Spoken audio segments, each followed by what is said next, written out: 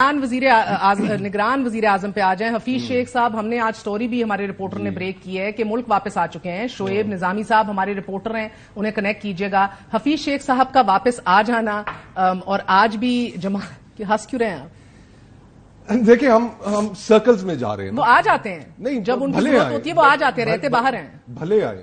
اس میں اہم سوال یہ ہے، مہر 2018 کے انتخابات میں جسٹس ناصر الملک وزیر اعظم بنے کیئر ٹیکر، بہت اچھی شہرت کے حامل تھے، بہت اچھے چیف جسٹس رہے، اپ رائٹ جج تھے. 2018 کے الیکشن میں ہم نے آر ٹی ایس فیل ہوتا دیکھا نا، ری پول ریگنگ بھی دیکھی، جو سارا کا ساری ریاست عمران خان صاحب کو الیکشن جتانے پہ لگی ہوئی تھی. تو نگران وزیر اعظم نے کیا کر لیا؟ تو ہم کیا توقع لگا کر بیٹھے؟ اس میں صرف اتنا ہونا چاہیے کہ ایسا شخص نہیں ہونا چاہیے. وائی حفیظ شیخ؟ آپ ان کے ساتھ سب کام کر چکے ہیں. He is evergreen finance minister. No, he is got experience. Pakistan اس میں تو کوئی شک نہیں ہے کہ ایک فائنینشیل کرائسس سے گزرا ہے. اسٹیبلائزیشن میں بلیو کرتے ہیں، کنزرویٹو آؤٹ لک رکھتے ہیں، is not pro growth, pro privatisation. These are all the things go in his favour. مگر وائی ڈز ایوری بڈی اسمک؟ دیکھیں اب جس نہج پہ حالات پہنچ گئے نا، میرے خیال سے سیاستدان جو ہیں اور خصوصاً مسلم لیگ نون اور مسلم لیگ نون میں میاں نواز شریف صاحب، ایک فیئر ہے کہ ہینڈ ان گلو تھے یہ الیکشنز ڈیلے کرنے میں. پنجاب کی صورت میں الیکشنز ڈیلے ہوئے، 90 روز گزر گئے، 6-7 مہینے ہو چکے ہیں الیکشنز نہیں ہوئے. یہی حال خیبر پختونخوا میں بھی ہوا. اب وفاق میں جب یہ خود مل کے یہ کرمنل ایکٹ پرفارم کر رہے ہیں، آئین کو ابینس میں ڈال رہے ہیں، آئین کی واضح شکوں پہ عمل نہیں کر رہے، الیکشنز کو ڈیلے کر رہے ہیں، تو ان کو خطرہ ہے. ووٹ کو عزت دے رہے ہیں. ان کو خطرہ ہے کہ یہ مکمل طور پہ ہمارے ہاتھ سے گیم نہ نکل جائے. اس لیے سیاستدان ہونا چاہیے. پھر ابھی نام اور بہت چل رہے ہیں، اسی لیے شاید ڈار صاحب کا نام بھی. مجھے اگر آپ اجازت دیں، میں شعیب نظامی ہمارے رپورٹر ہیں، quickly just to take his feedback. Shoaib, thank you very much indeed for joining us. آپ نے بڑی خبر آج ہمیں دی. حفیظ شیخ صاحب، ویسے ہی چہل قدمی ٹہل کے لیے آئے ہیں، ملاقاتوں کے لیے آئے ہیں، یا کوئی اہم منصب سنبھالنے کے لیے آئے ہیں، دل میں امیدیں رکھے آئے ہیں؟ جی، جو ہماری مختلف بات چیت ہوئی ہے اس میں یہی توقع ہے کہ وہ چونکہ آئے ہیں بڑی ٹائمنگ کے اوپر آئے ہیں، اور اس ٹائم پہ اس پر ان کی انٹری جو ہے وہ بڑی معنی خیز ہے. کچھ اشارے بھی جو ہیں ان کو اس طرح کے مل رہے ہیں کہ شاید وہ جو ہے حکومت میں، نگران حکومت میں ان کو اہم ذمہ داری دی جائے.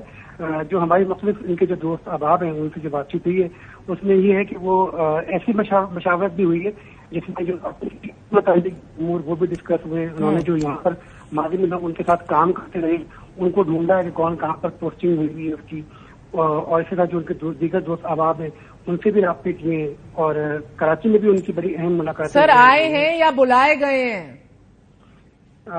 جی، میرا خیال ہے کہ شاید بلائے گئے ہیں، کیونکہ عموماً جو ہے وہ دبئی میں رہتے اور بہت کم پاکستان آتے ہیں. جب جو ان کو کام دیا جاتا ہے وہ کر کے پھر ایک دم سے غائب ہو جاتے ہیں. اور بظاہر لگتا بھی ہے جو آئی ایم ایف کے، چونکہ ہم اس وقت پروگرام میں اور باؤنڈ ہیں آئی ایم ایف کے پروگرام کے ساتھ، تو ہمیں کوئی جو ہے وہ توقع ہے شاید کو آئی ایم ایف کا جو پروگرام ہے وہ باؤنڈ کرے گا پاکستان کو کہ تمام کے تمام جو ہم نے وعدے کیے ہیں آئی ایم ایف سے ان پر امپلیمنٹیشن ہو. وہ امپلیمنٹیشن جو ہے وہ کوئی ایسی بندہ کر سکتا ہے جو کہ معاشی ماہر ہو، اور یہ ویسے بڑے جو ہیں وہ کنجوس مشہور ہیں اپنے زمانے میں. یہ ایک پیسہ بھی خرچ کرنے کو، سرکاری پیسہ جو ہے اس کو کفایت شعاری میں بڑے مشہور ہیں.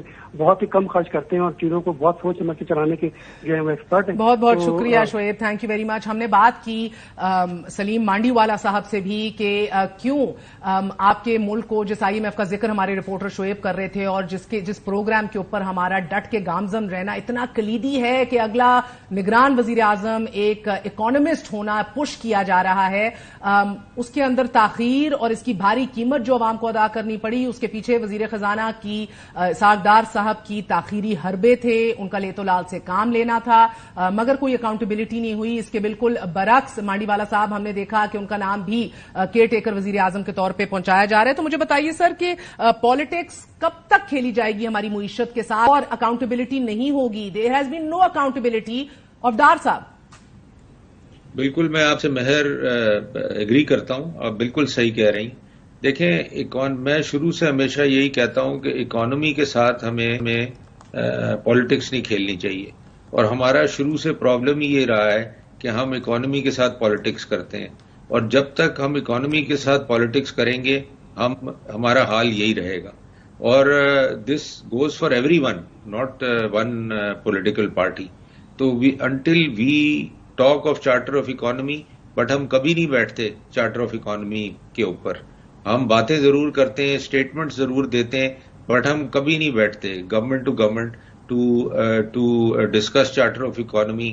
اینڈ میک شور کہ اکانومی کو ڈسٹرب نہ کیا جائے.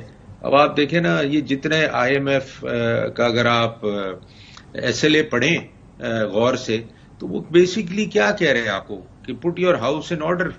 آپ کا ہاؤس ہی آرڈر میں نہیں ہے. تو 24-25 دفعہ ہم IMF کے پاس گئے ہیں. یہ بیسیکلی شرم کی بات ہے کہ آپ IMF کے پاس آپ کو اس لیے جانا پڑتا ہے کہ your house is not an order. نہ آپ کا انرجی مکس آرڈر میں ہے, نہ آپ کی انڈسٹری آرڈر میں ہے, نہ آپ کی ایکسپورٹ آرڈر میں, آپ کی کوئی چیز ہی ٹھیک نہیں ہے.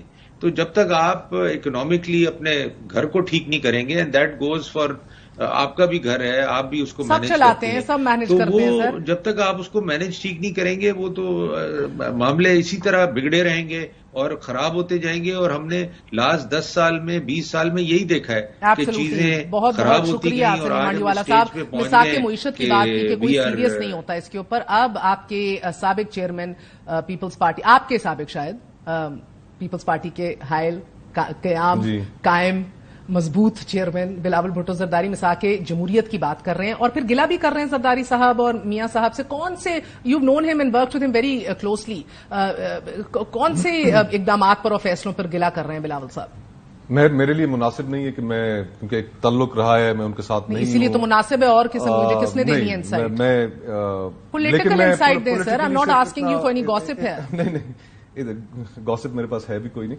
اتنا میں کہنا چاہوں گا کہ آخری دن انہوں نے بات کی اور جن چیزوں کی طرف انہوں نے توجہ دلائی, شاید وقت میں اگر 16 مہینے تھے حکومت کے پاس, پہلے توجہ انہیں دلانی چاہیے تھی. اور پاکستان کے جو مسائل ہیں اس میں واقعی اس کے علاوہ کوئی حل نہیں ہے کہ تمام سیاستدانوں کو بیٹھ کر آپس میں کچھ ریڈ لائنز طے کرنی ہوں گی. جس طرح سلیم مانڈی والے صاحب کہہ رہے تھے, ہمیں اکانومی کے اوپر کوئی کرنی ہوگی اور پھر سیاست کے لیے راستہ نکالنا ہوگا. اب آئی ڈونٹ نو کہ یہ بات میری لائیو جائے گی نہیں جائے گی, کیا پوزیشن ہے. آپ لائیو بیٹھے ہیں سر, کیوں ڈرا رہے ہیں ہمیں؟ نہیں, لیکن آگے پچھتاوت کیا ہو جب چڑیا چگ گئی کھیت. اس ملک میں لیٹ ان دی ڈے. ہاں, اس ملک میں جو اس وقت ایک پاپولر پولیٹیکل لیڈر ہے وہ جیل میں. مجھے ان کی سیاست سے اختلاف ہے, لیکن میں یہ نہیں چاہتا کہ سیاست کے اندر اختلافات اتنے آگے چلے جائیں. صاحب بھی نہیں چاہتے یہ, لیکن اب آ کے نہیں چاہ رہے نا. اب گزارش یہ ہے کہ ہم بہت سی چیزیں, ہمارے سامنے راستہ کیا تھا. ایک طرف فسطائیت تھی اور ایک طرف ہمارے اس ملک کے اندر جو آمریت کا ایک سلسلہ چلتا آ رہا ہے. تو اس کے درمیان سے آپ نے ایک جمہوری راستہ نکالنا تھا. اس جمہوری راستے کا یہ مطلب قطعاً نہیں تھا کہ آپ ان کے ساتھ بھی وہی رویہ اختیار کریں جو رویہ انہوں نے آپ کے ساتھ کیا, یہ جانتے بوجھتے ہوئے کہ آپ 90 کی دہائی کے اندر یہ ساری چیزیں خود فیس کر چکے ہیں اور اس کے نتیجے میں آپ نے پھر میثاق جمہوریت کیا. تو ہمارا جو عمل تھا, جس چیز کے اوپر میرا جو اختلاف تھا کہ ہمارا عمل فرق ہونا چاہیے تھا, ہمیں اس طرح نہیں کرنا چاہیے تھا اور اپنا کندھا نہیں پرووائڈ کرنا چاہیے تھا. بہت شکریہ.